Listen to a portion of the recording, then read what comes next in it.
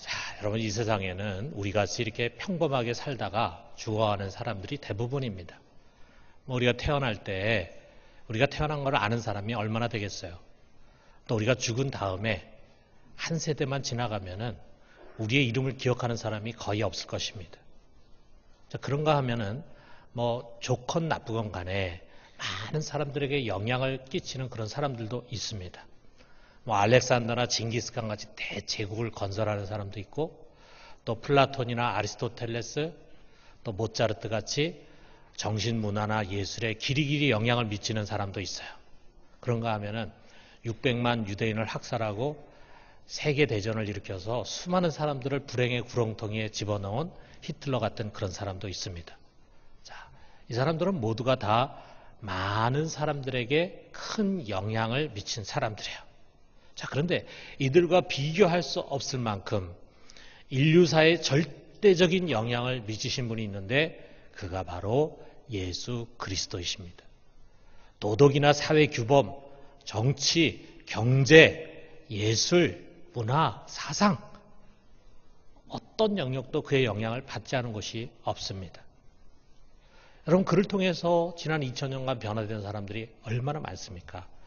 깊은 절망과 허무함 가운데 죽으려고 했던 사람이 그를 만나서 새로운 삶의 의미와 소망을 갖게 돼요. 오직 자신만을 위해서 스크로치같이 아주 이기적으로 살던 사람이 변화를 받아서 다른 사람을 위해서 기꺼이 자기 자신을 희생하고 헌신하는 사람이 됩니다. 악을 즐겨하던 사람이 돌이켜서 선을 쫓는 자가 되고, 서로 미워하고 원수가 된 사람들이 예수를 통해서 용서를 배우고 그리고 서로 사랑하는 사이로 회복이 돼요. 이처럼 예수님은 세상을 뒤바꾸신 분이십니다. 그렇기 때문에 이런 분의 탄생을 기념하는 크리스마스는 우리 예수를 믿는 사람뿐만이 아니라 전 세계인들의 축제가 되지 않을 수 없습니다. 그래서 2000년 동안 매년 이와 같이 성탄절을 지내는 가운데 이 크리스마스를 중심으로 많은 전통들이 또 만들어졌어요. 우리는 이 기독교 역사가 깊지 않아서 별로 그렇지 않지만 서양에서는 이 크리스마스는 오랫동안 흩어졌던 가족들이 만나서 서로 선물도 교환하고 또 서로 음식도 먹고 또 사랑을 나누는 그런 아주 소중한 절기입니다. 자, 그러다 보니까 자연히 이제 선물을 사기 위해서 백화점에도 들리고 크리스마스 시장에도 들리고, 그러다 보니까 이 크리스마스를 제일 기다리는 사람들은 다른 누가 아니라 상인들이다. 상인들이 어떻게 보면은 연중의 최고의 대목으로 여기는 것이 성탄절이에요. 자, 전통뿐만이 아니라 많은 성탄 문화도 만들어졌죠. 캐럴송을 비롯해서 성탄 음악제, 또 문학작품, 연극, 영화 등 크리스마스를 소재로 하는 것들이 많이 생겼습니다. 그 중에서도 아마 대표적으로 떠오르는 것은 4세기경의 소아시아의 대주교로 자선하고 어려운 사람 도와주는 걸 너무 좋아하고 그것을 많이 했던 성 니콜라우스에서 유래한 산타클로스일 거예요. 산타크로스. 우리 어른 된 사람들은 그런 거 별로 중요하게 여기지 않을지 모르지만 우리 어린 아이들이나 또는 서양에서는 여전히 크리스마스 하면은 산타크로스. 빨간 모자에 빨간 옷을 입고 사슴 썰매를 타고 굴뚝으로 들어와가지고 그 다음에 거기에 놓여진 양말 속에다가 선물을 집어넣고 가는 산타클로스. 아주 낭만적인 이야기죠. 자, 그런데 이런 수많은 크리스마스 전통과 문화 속에서 정작 주인공은 오히려 희화되거나 또는 주변으로 밀려나 버렸어요. 그래서 이 나라에 나신 분, 인류 역사에 절대적인 영향을 미친 예수가 정말 누구냐, 어떤 분이냐라고 하는 것을 제대로 아는 사람이 많지가 않습니다. 분명 그는 하늘에 뚝 떨어진 분이 아니에요. 여인의 몸에서 태어났어요. 그래서 태어난 날이 있어요. 그리고 30여 년 동안 사람들과 어울려서 사셨습니다. 그리고 마지막에 십자가에서 죽으셨어요. 이런 이야기가 성경 안에만 기록된 것이 아니라 여러 문서에 기록되어 있다 보니까 사람들은 그를 진짜 사람이다. 나와 같은 사람이다. 이렇게 생각을 합니다. 그리고 그 앞에 수식어가 붙는 거죠. 아주 훌륭하신 분, 선하고 사랑이 많으신 분, 남을 위해 고난을 당하고 희생하시는 분, 원수를 용서하시는 분, 이런 수식어를 붙여서 그를 칭송합니다. 그래서 지금도 많은 연설이라든지 글에 그분 예수께서 하신 말씀이 인용이 되고 그분의 삶과 가르침을 배우고 뒤쫓으려고 하는 사람들이 많이 있습니다. 여러분 그렇습니다. 예수 그리스도는 우리와 똑같은 진짜 사람입니다. 우리가 인간으로서 겪는 모든 것을 그분은 다 겪었어요. 그러나 그것이 다인가? 그분이 우리와 똑같은 사람이라고 하는 것이 그분의 정체성을 다 이야기하는 것인가? 그것이 아니다라고 하는 것을 오늘 말씀이 우리에게 가르치고 있습니다. 자, 먼저 오늘 이 사건이 일어난 시간적인 배경이 잠깐 소개되고 있는데 이걸 소개하는 이유는 성탄절하고 비슷한 절기이기 때문에 그래요. 자, 22절에 보니까 예루살렘의 수전절이 이르니 때는 겨울이라 그랬어요. 자, 이 수전절이라는 말은 성전 봉헌절이라는 말인데 우리 하누카라고 이야기합니다. 자, 우리가 구약 역사를 보면은 유대 남유다가 바벨론에 패망해가지고 포로로 끌려가죠. 그리고 바벨론이 페르시아 바하사에 망한 다음에 그 페르시아 시대에 이스라엘 사람들이 다시 팔레스틴으로 귀환합니다. 포로에서 귀환해. 그리고 그들은 와서 제일 먼저 한 것이 예루살렘 성전을 세웠어요. 그리고 그 성전을 중심으로 신앙생활을 하면서 살아갑니다. 그런데 그 사이에 페르시아가 알렉산더에게 망했어요. 그리고 난 다음에 이 시리아 지역에 셀루키스라고 하는 헬라 제국이 세워지면서 그 헬라 제국이 이 유다 땅을 다스리게 됐습니다.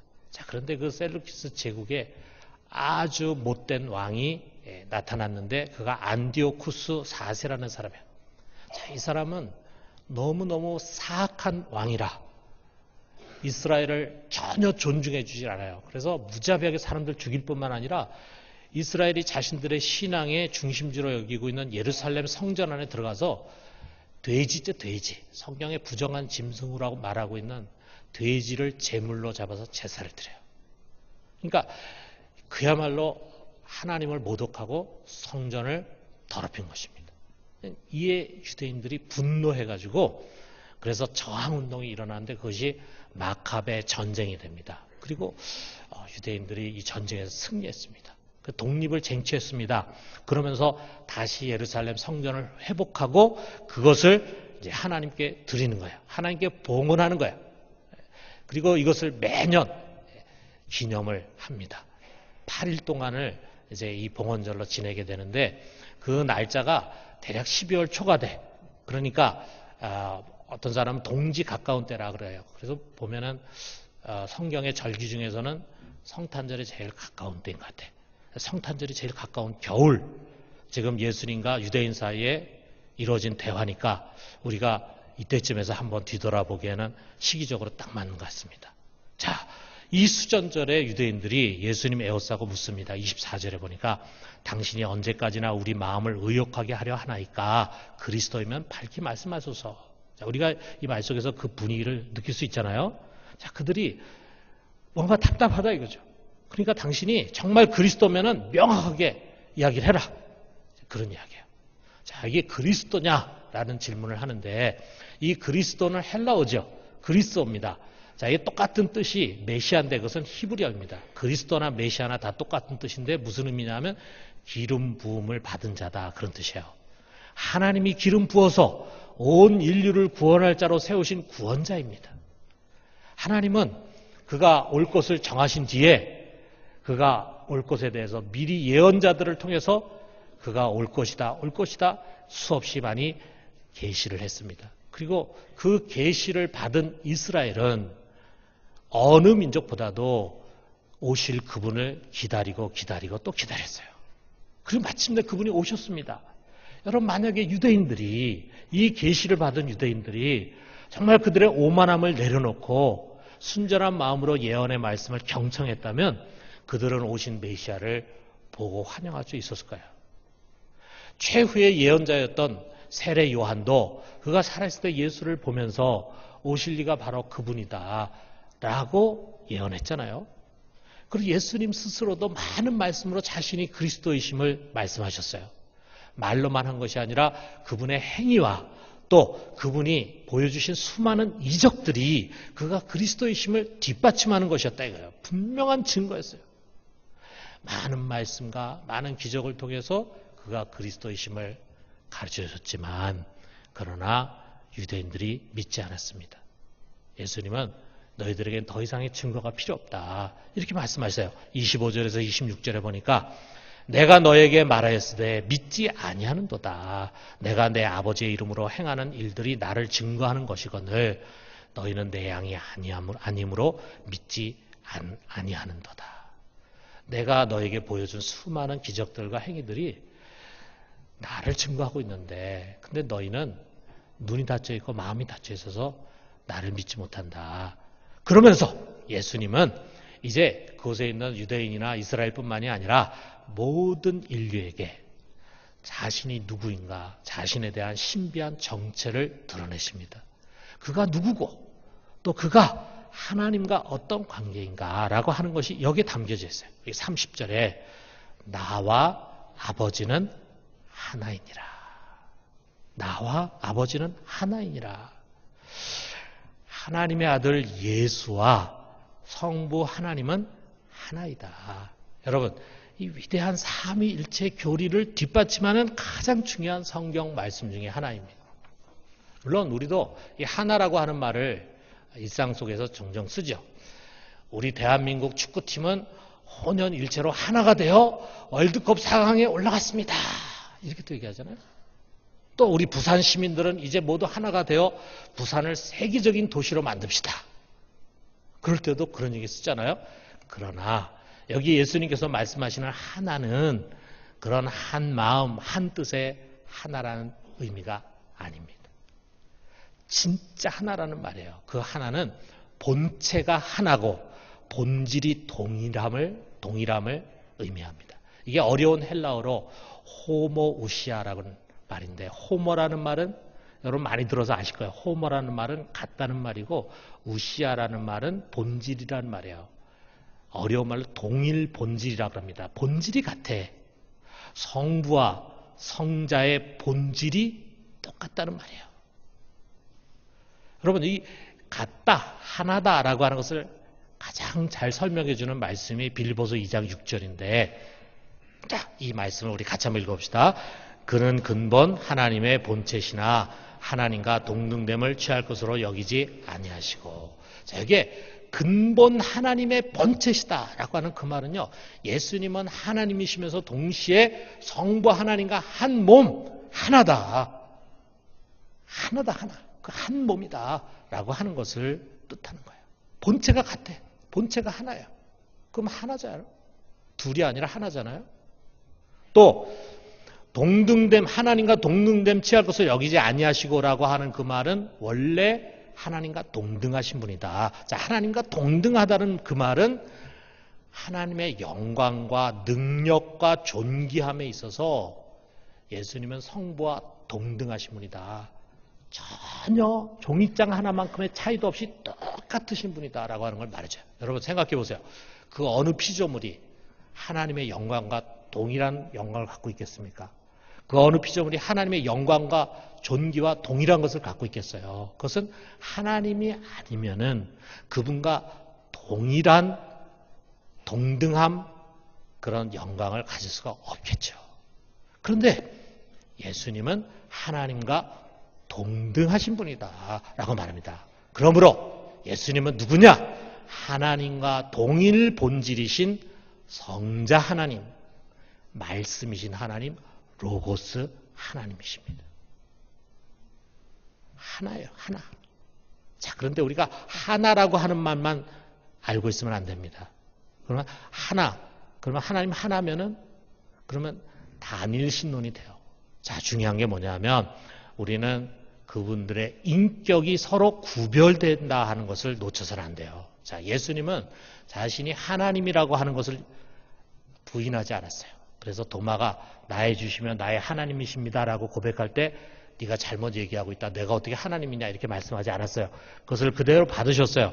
그분이 자신이 하나님이심을 인정하셨지만 한 번도 그는 자신을 아버지라고 부르지 않았습니다. 우리 예수님은 수없이 하나님을 향해서 하나님 아버지라고, 아빠 아버지라고 외쳤지만 자기 자신을 아버지라고 말하지 않았어요. 그는 아버지가 아니에요. 성부로부터 구별된 분이십니다. 자, 그렇다면은 성부 하나님과 성자 예수님이 어떻게 구별이 되는가? 본체와 본질이 동일하고 하나라고 하는데 어떻게 구별이 되는가? 자, 우리 부산중학교의 성도들은 제자훈련도 많이 받고 그래서 아마 이 말이 결코 어려운 말이 아닐 겁니다. 자, 성부는 어떤 분이냐? 성부는 영원 자존하신 아버지시다. 성자는 영원 전에 성부로부터 태어나신 하나님의 아들이시다. 성령은 영원 전부터 성부와 성자에게서 나오시는 하나님의 영이시다. 이게 삼일체를 가장 정확하게 표현한 문구들이에요. 웨스트민스터 신앙 고백에 있는 말씀이고 또 과거에 있는 위대한 우리 신앙의 교부들이 한 내용입니다. 자, 다시 한번 여러분 말씀드리면 성부는 영원 자존하신 아버지세요. 그와 다르게 성자는 영원 전에 이 아버지에게서 태어나셨어요. 태어나신 하나님의 아들입니다. 성령은 영원 전부터 성부와 성자에서 나오시는 하나님의 영이십니다. 이렇게 인격적으로 구별이 된다 이거예요. 인격만 구별되는 것이 아니라 그분들의 사역의 역할도 구분이 됩니다. 자, 가장 중요한 우리 구원 사역 있잖아요. 우리를 구원하기 위해서 삼위일체 하나님이 함께 동역하시는데 서로 맡아서 하는 영역이 달라. 성부는 구원을 계획하셨어요. 성자는 아버지가 계획하신 그 구원을 친히 세상에 오셔가지고 십자가에 못 박혀 죽으심으로 실행하셨어요. 그리고 성령은 예수님이 승천하셔서 하나님 우편에 가신 뒤에 이 땅에 오셔서 그 예수 그리스도로 말미암아 이루어진 구원을 증거하시는 거예요. 우리들을 증인으로 세워서 증거하시는 거예요. 서로의 역할이 조금씩 다르잖아요. 인격과 역할이 다르지만 그러나 하나이시다. 자, 그래서 우리가 삼일체를 정리한다면 하나님은 성부, 성자, 성령으로 구별되지만 동시에 그 본질이 하나이고 동등하신 한 하나님이시다. 여러분, 우리가 이 삼위일체에 대해서 막연하게 나는 삼일체를 믿습니다가 아니라 정확하게 이해를 해야 여러분이 잘못된 교리에 빠지지 않아요. 자, 우리 다시 한번 자막을 좀 띄워주시고, 자, 우리 한번 같이 한번 해봅시다. 하나님은, 자막 좀 띄워주세요. 자, 저를 한번 따라해 봅시다. 하나님은 성부, 성자, 성령으로 구별되지만 동시에 그 본질이 하나이고 동등하신 한 하나님이시다. 이게 뭐 하루아침에 한두 사람에 의해서 만들어진 문장이 아니고 어떻게 보면 수백 년 동안 수많은 논쟁과 연구와 이런 것을 거쳐서 니케아 종교회의에서 만들어진 아주 소중한 신앙 고백입니다.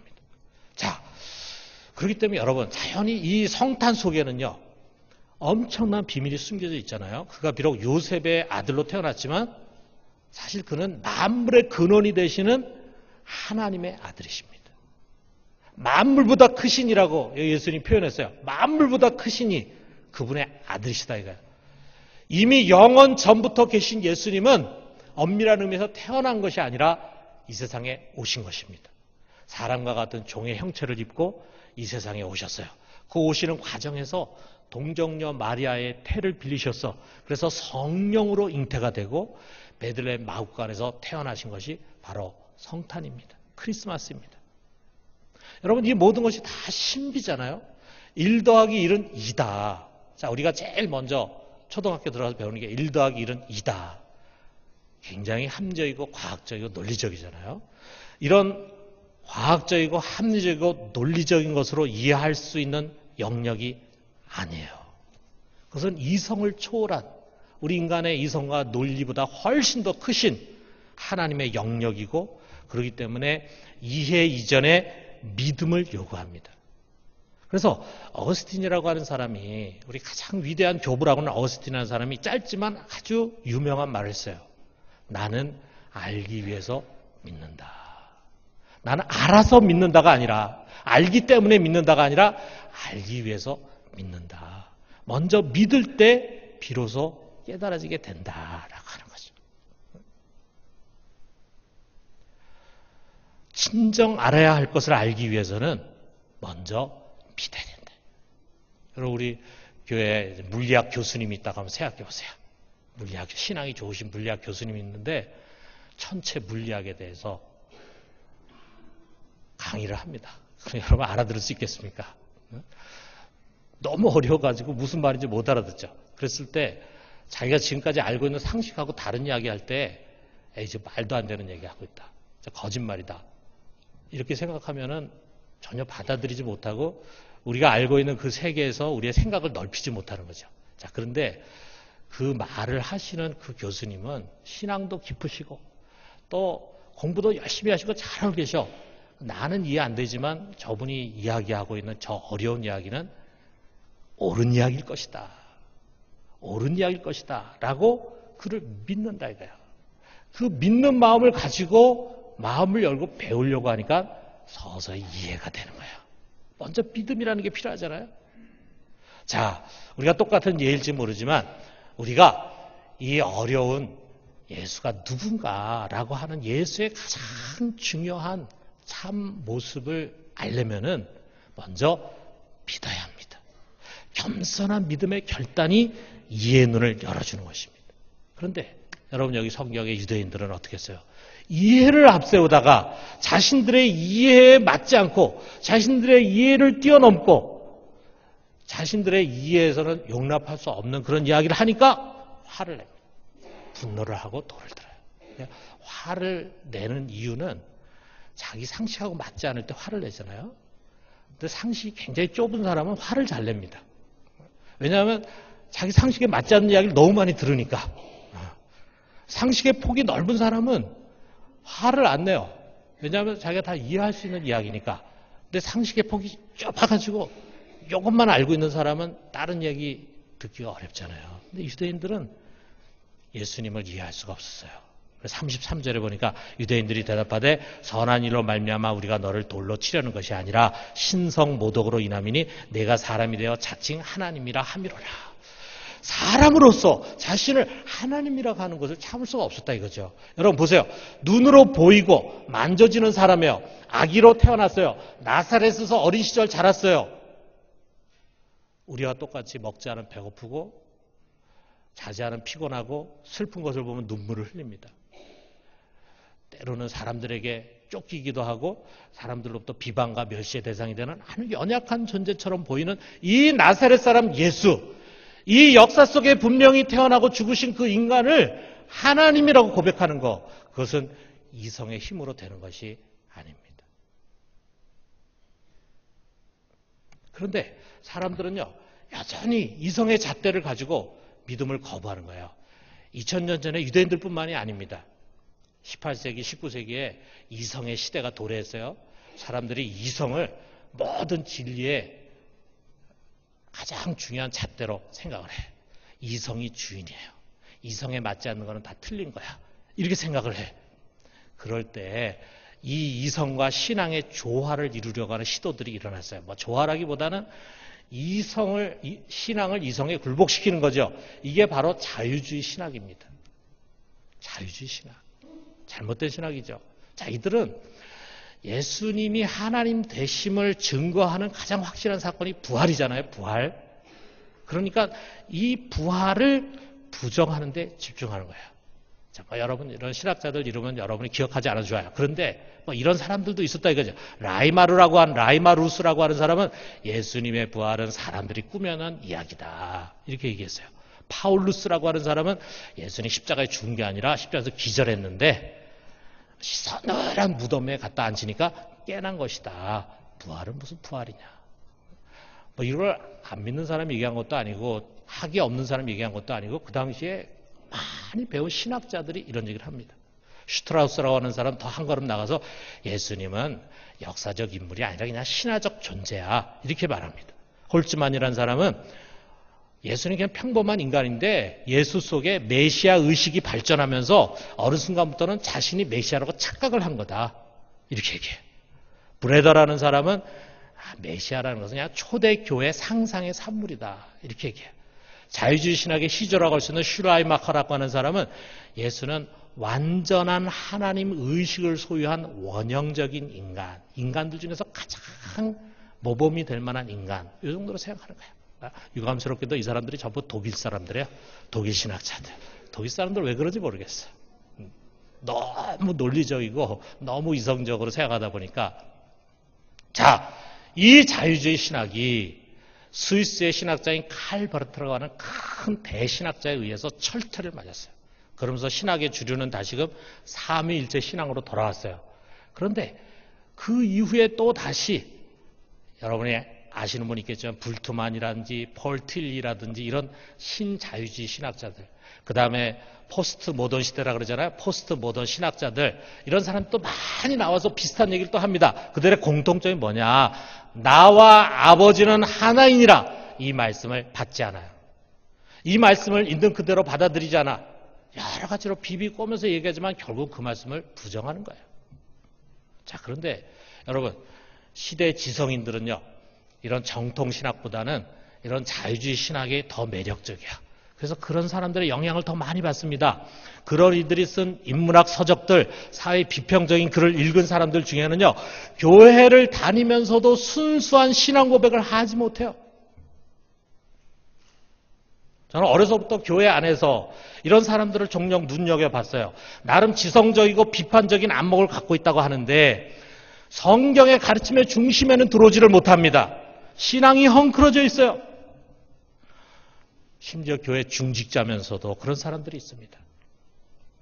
그들은 여전히 믿음의 도약을 하지 못합니다. 이성적인 사고에서 헤어나오지를 못해요.